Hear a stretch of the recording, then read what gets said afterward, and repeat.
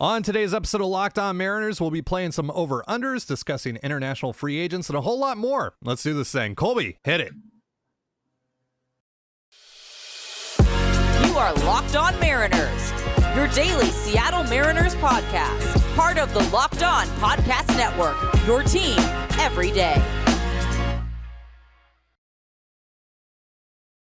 It is Monday, January 16th, 2023, Martin Luther King Jr. Day. This is Trident Gonzalez and Colby Patnode for the Locked On Mariners podcast, brought to you by BetOnline. BetOnline has you covered all season long with more props, odds, and lines than ever before. BetOnline is where the game starts. And thank you so much for making us your first listen. Subscribe, like, and turn on alerts if you're watching on YouTube, or subscribe and leave a 5-star review on your preferred podcast platform if you like what you hear. And if you want to hear from us even more, please consider signing up for our Patreon. The link, as well as our social accounts, is in the description below. It is Mailbag Monday today, and this is definitely the first time we have tried recording this episode. We're going to answer a few questions from you guys, but before we do, we're giving away a $50 Mariners gift card to one lucky listener. This can be used to purchase tickets or concessions at T-Mobile Park, as well as merch from any Mariners team store. However, for some inexplicable, dumb reason, this can only be used in person and not online, but I do have a way to circumvent that. So if you live outside of Washington,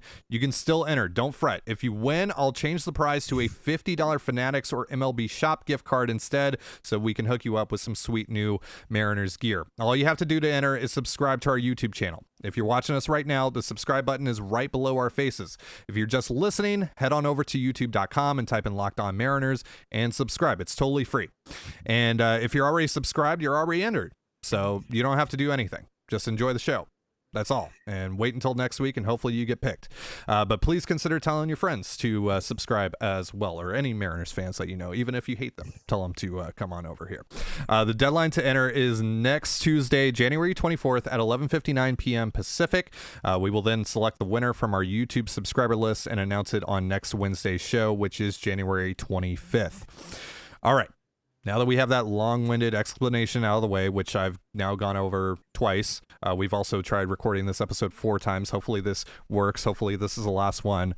Let's get into these questions. Please, oh please, do not disconnect. All right, Aiden wants to know thoughts on the Mariners' recent international signings. And of course, on top of that, we have a question from Dakota, who asks, what is one international signing that is underrated or under the radar? So yes, yesterday marked the beginning of this year's international free agent signing period for all the young prospects coming out of the Dominican and neighboring countries. And the Mariners, of course, finally have signed Felton Celestine after what seems to be, I think it's been like 2 years at least that we've been talking about Celestine. Of course, you know, these handshake agreements between players and organizations happen multiple years in advance before the free agent signing period comes up. But Celestine is finally a member of the Mariners farm system, and the Mariners also added, I believe, 5 other international prospects, and they're going to be adding 2 more on Tuesday as well, according to Joe Doyle of Prospects Live. So Colby, your overall thoughts on this free agent class for the Mariners, and who's someone that's not Felton Celestine that we should be keeping an eye on? I'm allowed to speak. That's so nice of you. 4 minutes in, but it's my understanding is it's a good class. It's a pretty good class. Anytime you can grab a headliner like Felton Celestine, who was either first, second, or third in the class, ranked in the class at least by pretty much any publication you can trust. It certainly raises the floor of your entire class, but there are a few other interesting names here. I think, the two that Dylan Wilson and Jeter Martinez are certainly really interesting. I know Joe Doyle likes both of them and has talked both of them up, pretty heavily. So those are definitely some guys to watch. I'm really interested by Sebastian de Andrade, I want to say. I'm not quite sure how to pronounce it. But he's a 5'11" catcher with some really good raw power, and some seem to think that he has a good shot to stay behind the plate. We'll see. He's 16. Who knows? And that's really the thing with all these guys. It's exciting when you add some fresh new talent into the organization, but these are these type of signings are far and away the biggest margin of error, I guess we would say. Like Mm. the floor on every single one of these guys, including Celestine, is that they never make it to Double A, right? Like that's just the nature of international free agency. These kids are so young, and there's so much unknown about them that sometimes they fail and they can't play pro ball, and you just end up writing a check for it's a bad investment, and that happens. It happens far more frequently than you find Julio Rodriguez, right? Um, so just keep that in mind. These kids are 16, 17 years old. They have a long way to go. They're probably 4 or 5 years away from even sniffing the big leagues. And that's, the really good ones who move pretty fast. Felon Celestine is probably 4 or 5 years away from sniffing the big leagues. And he's a really good prospect. He's in my top 3 Mariner prospects now that he's officially entered the organization.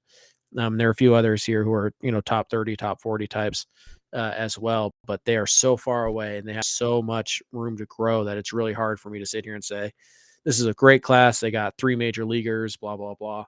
I don't know. They got a lot of talent. They added a lot of talent to their system, and that's really all today and the next few days is all about just raw talent, put it in your system and hope for the best. But overall, based on what I know about these players, which isn't a ton, it sounds like they got a pretty good group. Yeah, when we had Joe on the show a couple of weeks ago, he talked a lot about Wilson and Martinez. So those are a couple guys to keep an eye on. I believe that he said both of those guys are fringe top 30 prospects for him right now, as of today, in the Mariners system. The other guy that I'm really intrigued by is Kendall Meza, who they got out of Nicaragua. And he's 6'1", 155 pounds, and he's already pumping out mid-90s. Like he's comfortably sitting at 93, 94. And I mean, if he's already there at 155 pounds at his age, as he starts to age up and he starts to add more weight and starts to really fill into his body, where's that velocity going to end up? Like, I think we're talking about a triple digit ceiling there. Now that he's more than likely going to be a reliever with that type of profile, because really the thing that he's just got going on for him right now is the fastball, and that's mostly it. Like he's working on secondary and tertiary at the moment, but the ceiling for the velocity there is really enticing. So that's one that I'm going to be keeping an eye on as well. But yeah, we don't see these guys personally, so there's only so much that we can give you. We're going off of the same reports that you guys have. But that's kind of what I'm seeing right now. It's not a lot, but we'll see what happens when these guys start playing down in the DSL this summer, and we'll see who eventually makes their way stateside and what they do with that. All right, so we got a question here from Stu, who wants to know, if you had to pick one position player in the minors that hasn't played in the majors yet that could make a huge jump to the major league roster this year and have an impact, who would it be? Colby, unless I'm missing someone here that's obvious here, just trying to think on the spot, I think the list is Cade Marlowe, and that's the end of the list, because with the timelines of a lot of the Mariners position player prospects, it's not going to be a big year for that, for guys making an impact at the major league level. And really, there isn't a ton of open pathways for guys to get playing time in Seattle this year, either, with just the way the roster is constructed. But Marlowe is somewhat of an exception, but he's also a massive question mark, because they did add him to the 40-man roster. It seems like they do really like him. They added him to the taxi squad for the playoffs, so they seem like he could even contribute potentially in the postseason at some point. But he's got to beat out Jared Kelenic and Taylor Trammell this spring in order for him to even make the roster. And while he's, the Mariners minor league hitter of the year, and he, provides some really interesting tools, especially defensively and on the base pass, the strikeout rates that he's running down on the minors is concerning in terms of how that translates to the major league level. And so, there is definitely the possibility that he is essentially your version of what the Astros have in Chas McCormick or Jake Myers. It's also possible that he is absolutely nothing, so it's not, there isn't one guy in the Mariners farm system, at least that I can think of right now, that could make the major leagues at some point in 2023 that I'm going, yeah, that guy could definitely contribute. It's Cade Marlowe, and really that's just a possibility rather than a certainty. And then, yeah, really anyone else. I mean, like, there's a couple other guys I can think of that are essentially like if they broke out, they are on the timeline, like age wise, to make it to the big leagues, like a Zach DeLoach. But there is nothing that I've ever seen from Zach DeLoach that suggests to me that he's going to even sniff the major league level in Seattle. So, yeah, I think it's Marlowe, and that's it. Have you got any significant impact from anybody but Marlowe who fit the criteria of the question? That would qualify as coming out of nowhere, because the Mariners just aren't there. Most of the offensive talent in this organization, at least prospect wise, is down in high A or A ball. They're coming. I mean, there's a good chance that you'll have 3 or 4 of them in the year in Double A. And maybe there's somebody on the Double A roster who takes a big jump and he's on the precipice. And in AAA in August and September, maybe it's Tyler Locklear who, jumps and moves to AAA. But to come up to the big leagues and be an impact on your roster, it's just not going to happen offensively. There's some pitchers who fit that mold: Bryce Miller, Taylor Dollard, Emerson Hancock, Isaiah Campbell, Travis Kuhn. Like there's a few pitchers that could do that for you, but position players who have zero major league experience, I don't think that's happening. And I would be pretty surprised if even Cade Marlowe came up and gave you, 1 or 2 wins just based on the strikeouts and stuff like that. So offensively, it's not there. Pitching wise, there are a handful of guys. Yeah, there's going to be some really interesting pitchers from Bryce Miller to Isaiah Campbell, etc. Like there's some guys to talk about there. Just position player wise, not a great year for that.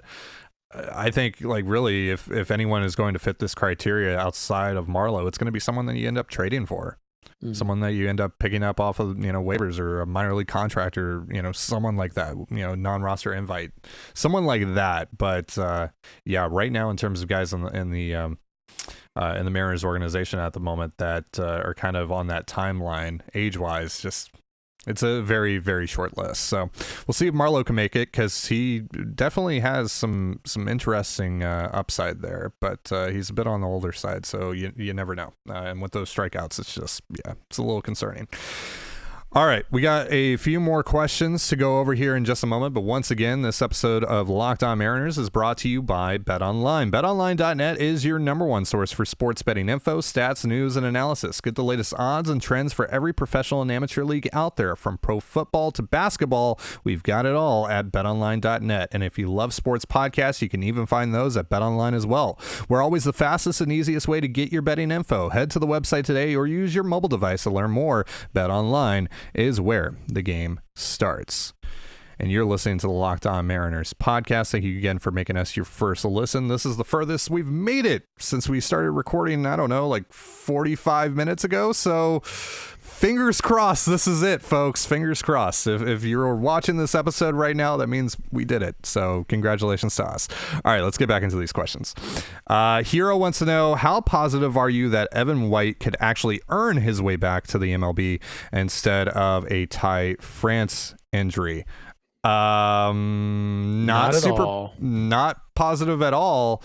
But I would say this: if he does make the major league roster, it's going to be because he earned it. It's not going to be because of a Ty France injury, unless the Ty France injury is also accompanied by a Dylan Moore injury and an Eugenio Suarez injury, and Colin Moran. Yes. There are quite a few guys. There are quite a few guys. Luis Torrens, who's not even in the organization, trading for Carlos Santana again. Evan White is pretty far back in the line.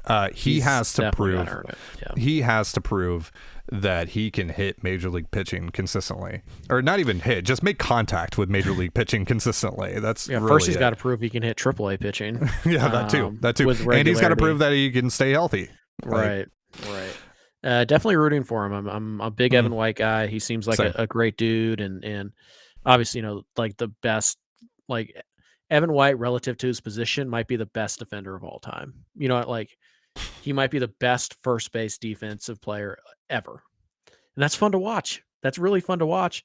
You just can't strike out 40% of the time. Like, doesn't matter how good your defense is at first base. That's not worth it. So I'm rooting for him really hard, but right now my expectation is literally zero.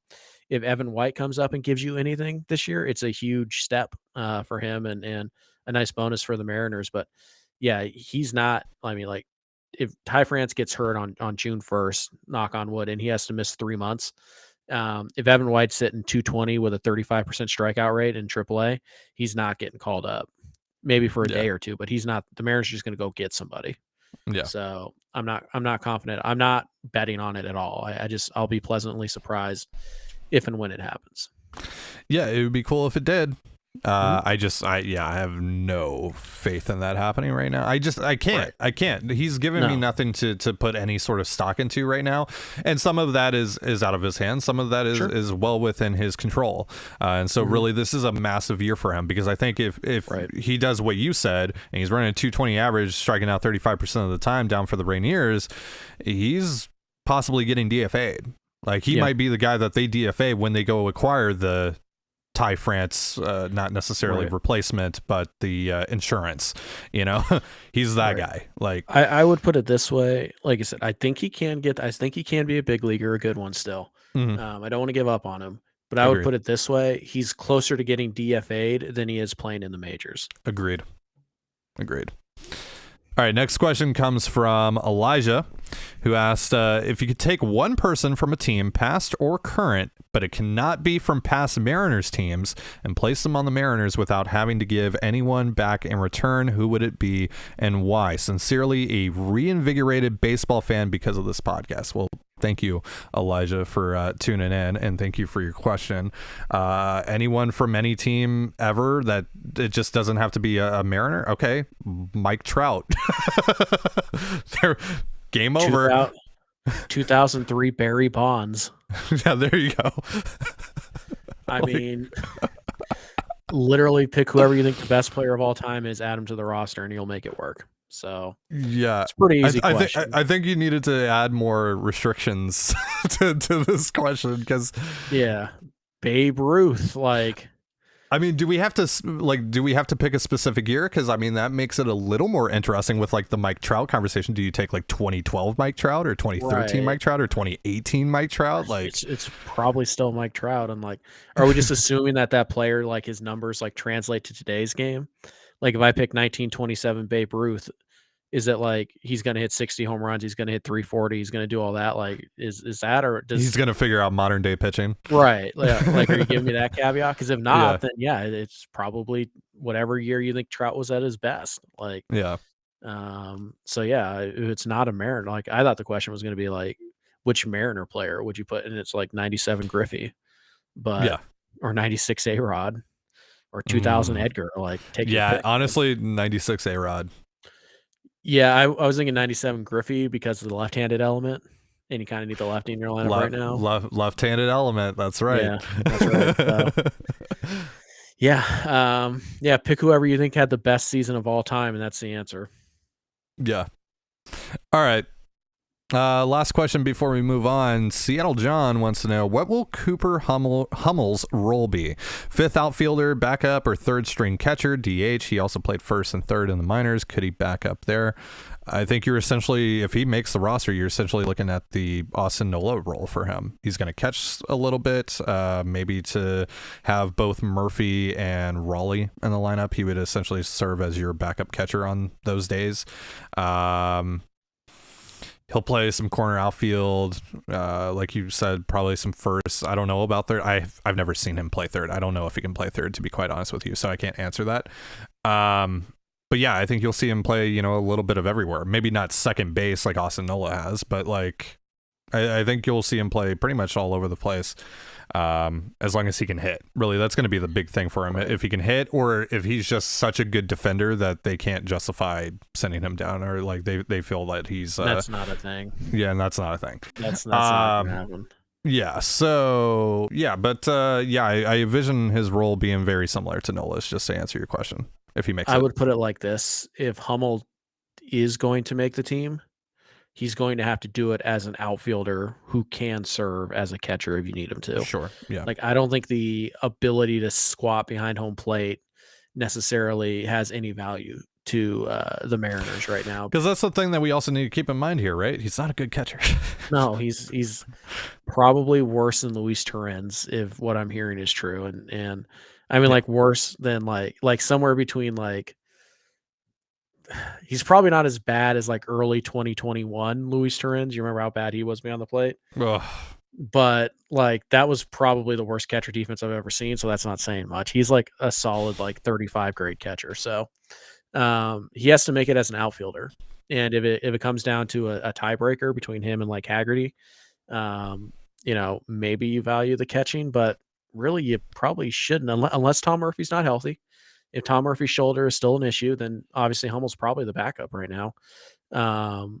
But assuming all that is fine, you can still DH. Like, the whole idea, like, oh, well, you can't DH a catcher. Like, I mean, sure you can. It's annoying if your catcher gets hurt and you have to use you have to lose the DH for a game, but it's one game. And then the next day you call up O'Keefe or you call up Nottingham or you call up Hummel. So, like, the idea that, like, sure, yeah. The idea that, and by the way, can we just sign Luis Torrens to a minor league deal already? Like, what is the holdup here? But anyways, I mean, you smirk, but like, when Tom Murphy goes down and we're trying to pick between Brian O'Keefe, well, the Mariners need need another reliever, in my opinion. I mean, I'm just saying. So, hey, better than Diego Castillo. But yeah, you will not besmirch the name of the great DDB on here. I just did. I will not allow it. I will turn this car around. I will end the recording. When he gets a win and catches on the same day, then I will not besmirch him anymore. But honestly, Diego's got the body to catch. let's do it. I'm sure he also has the energy to do it. Yeah, sure. Anyways, how is Diego going to fare with the pitch clock? That is going to be one of the great storylines of 2023. Yeah. I think he's going to violate it a lot, but Hummel's got to hit his way onto the team, and it's got to be as an outfielder. I don't think the third catcher thing really adds a ton of value to his profile because he's not good at it. Like right. He's a well below average catcher, so he's got to hit. He's got to hit, and he has to show them that he has value in the outfield, and to have value in the outfield, you kind of have to hit. So yeah. I would be pretty surprised, honestly, if Hummel makes the opening day roster. I'd say it like that. Same. If everything that I have heard and read and seen is true about him, then yeah, he's got a lot of ground to make up here in order for him to make the team, or something has gone horrifically wrong. There's some injuries that we don't even want to think about have happened. Yeah, let's he just is good AAA depth. Let's put it that way. Let's just not think about that and move on instead. But before we do so, and before we go over some over-unders from Daisy and the Dingo, let me remind you about our sponsor for today's show, Built Bar. Looking for a delicious treat but don't want all the fat and calories? Then you gotta try Built Bar. We just got through the holidays and I know my goal is to eat a little healthier this year. And if you're like me, where you want to eat healthier but don't want to compromise taste, then man, I've got just the thing for you. You gotta try Built. With Built, healthy is actually tasty. Seriously, they're so delicious you won't think they're good for you, which is perfect for your New Year's resolution.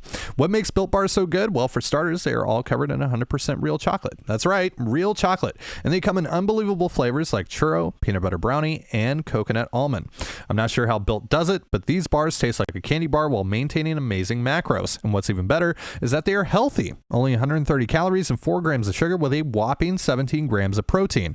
And now you don't need to wait around to get a box. For years, we've been talking about ordering your Built Bars at Built.com. Now you can get them at your local Walmart or Sam's Club. That's right. Head to your nearest Walmart today, walk to the pharmacy section, and grab yourself a box of Built Bars. You can pick up a 4-bar box of cookies and cream, double chocolate, or coconut puffs. If you're close to Sam's Club, run in and grab a 13-bar box with our hit flavors, brownie batter, and churro. You can thank me later. And you're listening to the Locked On Mariners podcast. Thank you again for making us your first listen. So Daisy and the Dingo has their final topic for us today. Daisy and the Dingo wants us to go over some of the steamer projections for the Mariners in 2023 and provide some and say whether we're taking the over or the under on them. So let's just go through these. I'm going to leave these up on the screen because what you're looking at is also what we're looking at, and I'm definitely going to need to keep on looking at these to remember all of them. So, Colby, let's start here. 5.9 F4 for one Julio Rodriguez. Over, under, what are you feeling? Over. I'm going to take the slight over as well. I think he ends up like anywhere from 6 to 6.5. Yeah, feels about right. Cal Raleigh, 23 home runs. Over. I'm taking the over on this. Yeah. Yep, I think over. he gets at least 25. If he gets 400 plate appearances, he's hitting 25 home runs. Agreed. 129 WRC plus for Ty France. I'm actually going to take the under on this. Same. I think he's closer to 120, 125. Yeah, I think he goes like 118, 120, somewhere in that range.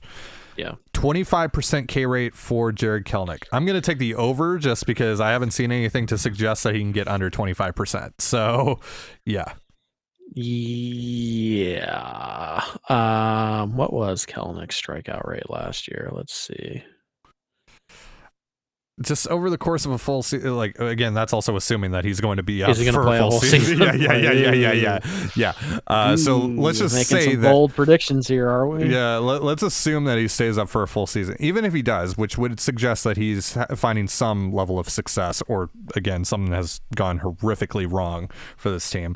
But let's just go with the positive side of that, and he is finding success. I still think there's going to be quite a bit of swing and miss in his game. So I say, like, at the very least, he's probably ended up at like 27% K rate, something like that, if I had to guess. Probably. Yeah, I'd say over. All right, Dylan Moore, 297 at bats, not plate appearances, at bats. I believe he only had 205 this past year, and now his role is technically increasing with the team because there's the potential of a platoon with Colton Wong, but I'm going to take the under on this because that's a pretty significant uptick, and I don't know if, even if his role actually is expanding, I don't know if it's going to expand enough where he's going to add like nearly another 100 at bats at the major league level. Yeah, at bats is kind of the thing here. Because to get to 300 at bats, you need to start probably 65 games.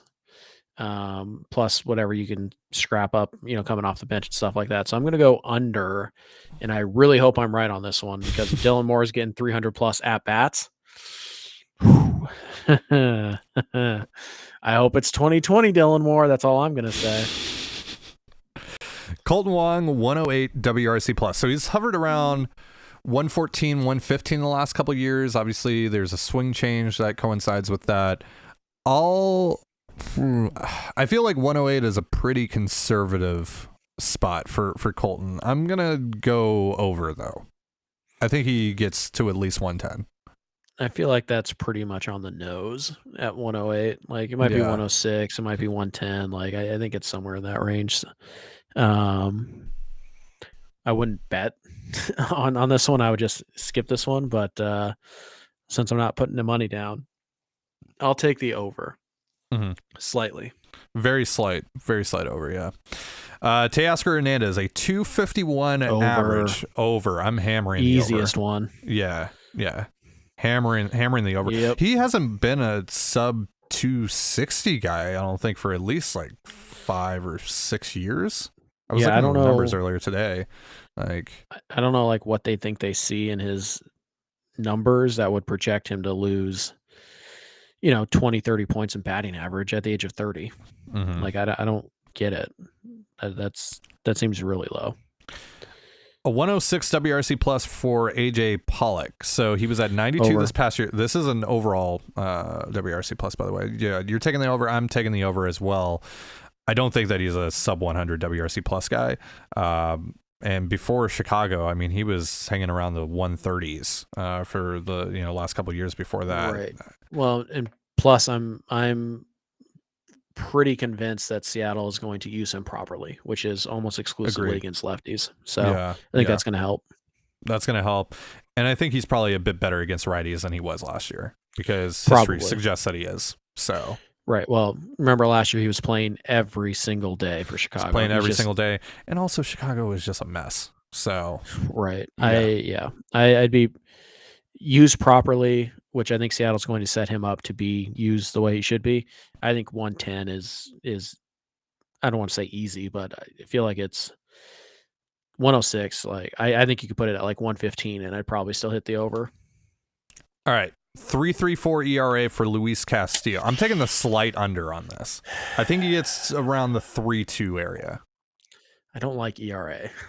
I don't like ERA either because it leaves so much up to not necessarily interpretation, but to like there's so many things that could just be out of Luis's control here that could dictate that.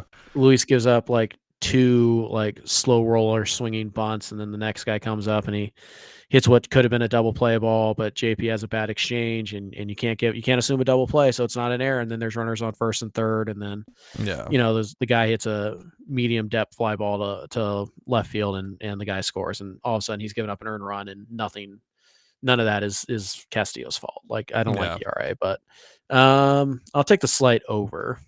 Okay. Like I'm thinking like 3.4 somewhere in there. I think his FIP will be better than his ERA.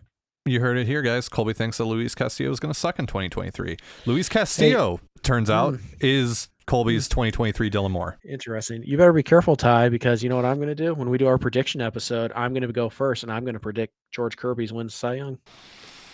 I'm going to take that from you. So pain. Be careful. Be careful.